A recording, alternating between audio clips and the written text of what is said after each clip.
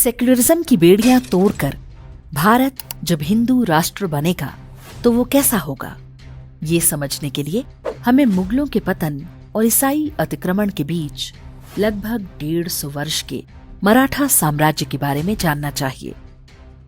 छत्रपति शिवाजी महाराज ने ईस्वी वर्ष 1674 में हिंदवी स्वराज्य की स्थापना की थी, जो कि लगभग वर्ष 1850 तक रहा था।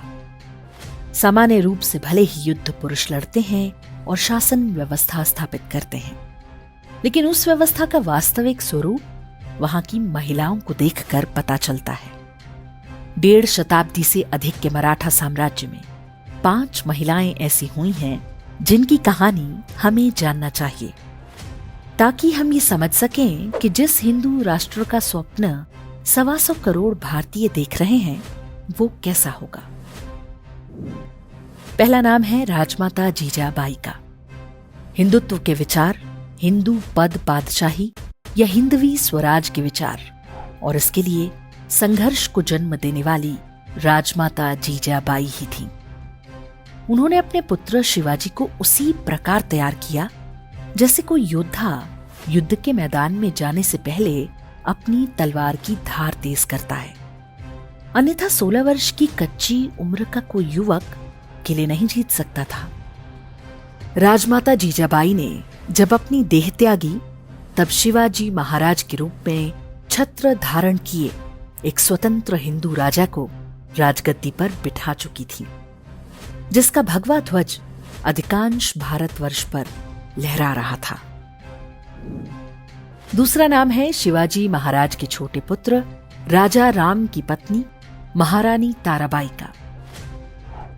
शिवाजी महाराज के देहांत और उनके बड़े बेटे संभाजी की हत्या के पश्चात वर्ष 1688 से 1708 तक पूरे 20 वर्ष तक महारानी ताराबाई ने मराठा शक्ति का नेतृत्व किया। जब औरंगजेब के सामने कोई दूसरा राजा खड़ा होने की हिम्मत नहीं करता था, उस समय महारानी ताराबाई ने 2 दशक तक औरंगजेब को दक्षिण में उलझा कर रखा और उसकी शक्तिशाली सेना के सामने भगवा ध्वज को झुकने नहीं दिया। औरंगजेब महारानी ताराबाई के नेतृत्व वाले मराठों को नष्ट करने का सपना लिए दौलताबाद में पड़ा रहा और वहीं से कब्र की ओर रवाना हो गया। तीसरी महिला जिन्होंने मराठा साम्राज्य में महत्वपूर्ण भूमिका निभाई वो थी मालवा की महारानी अहिल्याबाई होलकर। महारानी अहिल्याबाई होलकर ने वर्ष 1767 से लेकर 1795 तक पूरे 3 दशक मालवा क्षेत्र पर शासन किया। माता जीजाबाई ने संघर्ष की चिंगारी भड़काई और महारानी ताराबाई ने उसे आंधियों के बीच बचाकर रखा, तो महारानी अहिल्याबाई होलकर ही थीं जिन्होंने हिंदू समाज को स्वतंत्रता की वास्तविक अनुभूति कराई। केवल मालवा ही नहीं बल्कि पूरे भारतवर्ष में महारानी अहिल्याबाई को पुण्य श्लोक की उपाधि मिली और आज वे समस्त विश्व में हिंदुओं के लिए देवी दुर्गा के अवतार की तरह हैं। चौथी महान विभूति हैं ग्वालियर की रानी श्रीमंत बाईजाबाई शिंदे।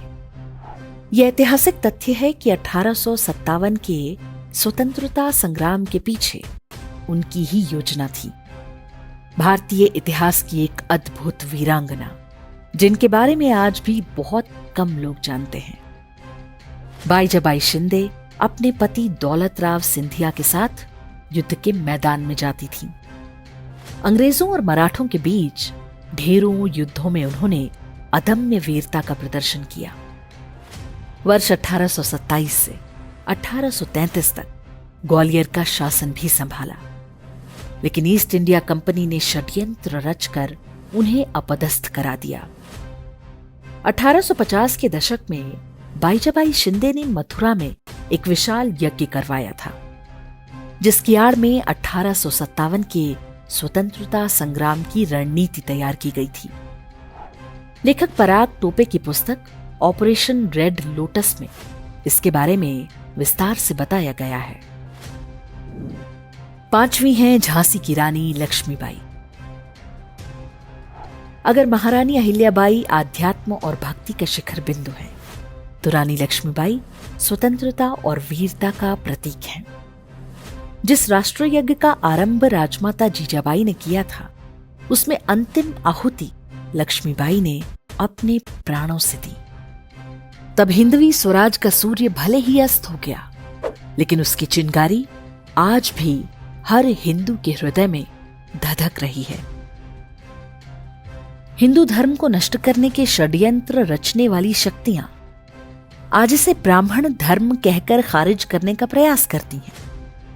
इसी प्रकार मराठा साम्राज्य को केवल पेशवाई या ब्राह्मणवादी शासन सिद्ध करने की चेष्टा होती है, लेकिन वे भूल जाते हैं कि इस काल की 5 महानतम महिलाओं में रानी लक्ष्मीबाई के अतिरिक्त कोई भी ब्राह्मण नहीं। मराठा साम्राज्य में वीर माताओं के ये उदाहरण हिंदू समाज की विशेषता है। ये केवल सनातन धर्म में ही संभव है। यहां स्त्री पुरुष और समाज का हर वर्ग एक दूसरे के पूरक हैं। अब्राहमिक मजहबों में इसकी कल्पना भी नहीं की जा सकती। अब्राहमिक मजहबों की कुरीतियों और षड्यंत्रों से हमारी आने वाली पीढ़ियां बची रहें, इसके लिए हिंदू राष्ट्र अपरिहार्य है।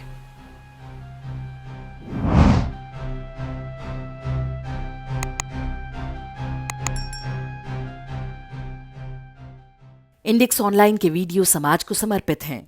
आप इनको डाउनलोड करके जैसे चाहे वैसे प्रयोग कर सकते हैं। चाहे तो आप हमारे टेलीग्राम चैनल से जुड़ सकते हैं। वहां सारे नए पुराने वीडियो आपको मिल जाएंगे। हमारे सोशल मीडिया लिंक हर वीडियो के डिस्क्रिप्शन में होते हैं। हमारा एकमात्र उद्देश्य हिंदू समाज को जागृत और एकजुट करना है। इसमें सहभागी बने। धन्यवाद।